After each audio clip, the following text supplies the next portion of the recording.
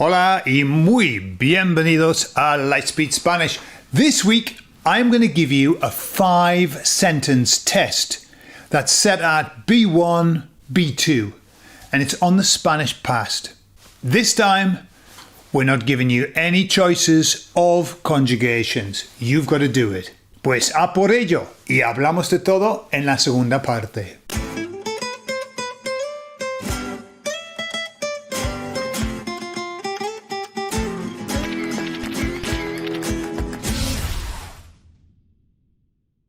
Vale pues, número uno. And how you do this is when you hear the music, tiki tiki tiki, you know that you've got to pause the video and then work out your answer, okay? That's when you're going to have a bit of time and then I'll give you the answer.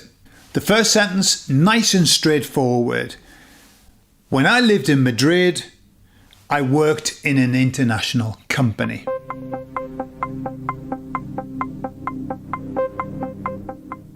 Now in this sentence, we have a perfect example of the other video that I've just released this week about the false preterite.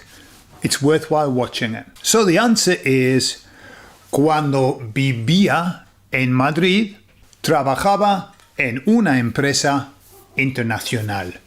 So, vivía, trabajaba. Why are we saying imperfect?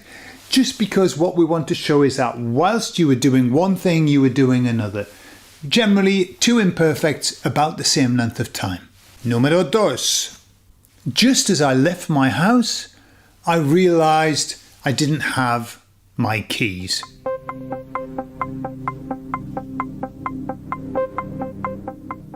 The answer to that is, justo cuando salí de casa, me di cuenta de que no llevaba las llaves. Also, you could say mis llaves, but normally they say las llaves, and we know that they're yours. So what have we got here? Salí and me di cuenta. Okay, darse cuenta is to realize. Preterite. Why? Because what we're saying is this happened and then this happened. I just got out of the house and then I realized. Now, if you didn't have the word just, you could say, cuando salía de mi casa, me di cuenta. So whilst I was leaving, you could do that. Mientras salía, you could do that. But when you say, justo cuando salí, just when this is just as I did it, okay? Preterito. So remember, when you're doing a list of two actions, one following the other, preterite. Preterite is the perfect list tense. Número tres. I always believed that everything would turn out well. So the answer to that is, siempre creí que todo saldría bien. To turn out well is salir bien. So what have we done there? We've got creí, preterite, and then we've got would turn out, saldría. So that's conditional, that's not past.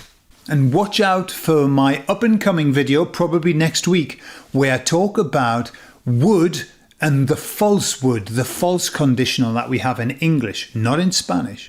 So if you took off the word always in that sentence, you could use creía. Yo creía que todo saldría bien. I was believing, I believed. But when you say, I always believed, siempre, we use the preterite. Ahora, número cuatro. The teacher was explaining the lesson when someone interrupted. And the answer to that sentence is, el profesor explicaba la lección cuando alguien interrumpió. Okay, so what have we got there? The teacher was explaining, whilst the teacher was explaining, imperfect, background event. When somebody interrupted, action, cutting through the background event.